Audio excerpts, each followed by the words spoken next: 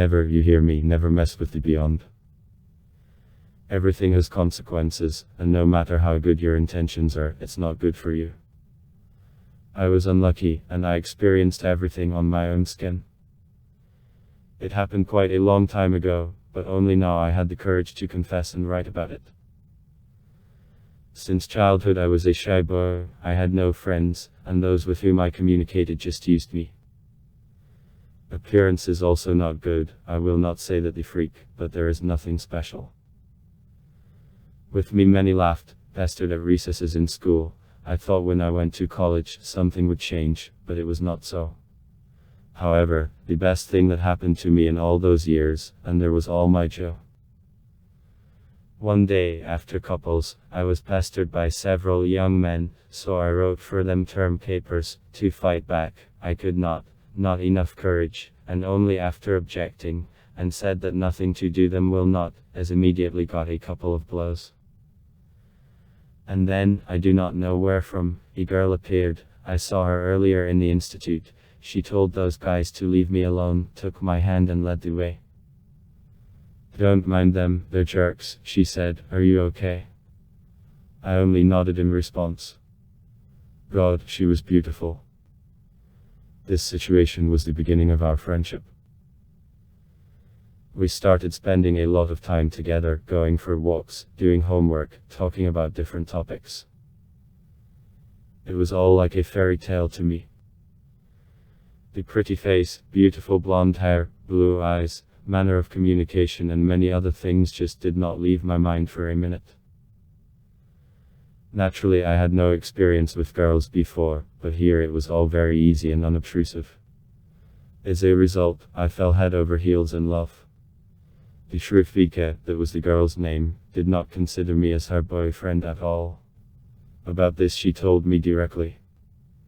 Yes, it was nice to talk to me, to spend time together, but no more. I felt like a failure, but I did not want to give up. And then I decided to do something unconventional.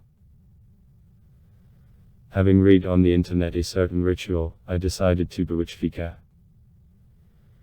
The ingredients and the process of the ritual itself were not complicated, and I was ready to begin it that night. I had to perform the ritual at night in front of a mirror, which I did. I bought in the market the necessary herbs and 2 black candles, and set to work. I sat in front of the mirror, surrounded by 2 candles, sniffing the smoke from the burning herbs, and began to say the words of the spell. At the end, I was a little disappointed, because there was no result, but as soon as I got up from the chair, I was even a little afraid. My reflection in the mirror stopped moving, and was in the same position in which I was sitting. And then, the words rang in my head. The reflection told me to make my deepest wish. And as soon as the thought of Victoria flashed in my mind, it was gone. I looked forward to the morning. I wanted to see the result as soon as possible. However, during the day I spent with her, I did not see any change. I was even a little upset.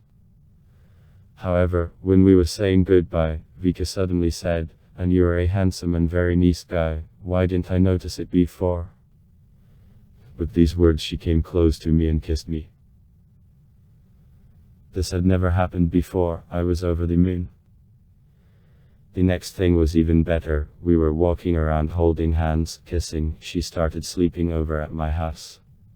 I couldn't believe my happiness. But everything lasted until one moment.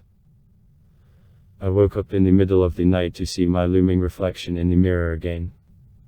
"Pay up," it said, and was gone. I didn't know what those words meant and just didn't pay much attention to it, but it was worth it.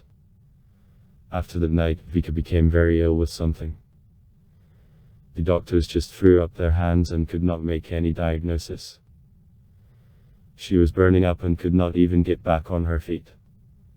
It was unbearable to look at her. And then I realized that this was my punishment for not having performed the ritual. I ran home as fast as I could and rushed to do the same ritual again. It did not take long for my reflection to appear in the mirror. I cried and begged it to bring everything back. or at least to change places with Vika. It answered nothing and disappeared. I despaired. A surprise awaited me when I visited the girl the next day. Vika was perfectly healthy and felt great. Nevertheless, she had forgotten me, she didn't even remember my name.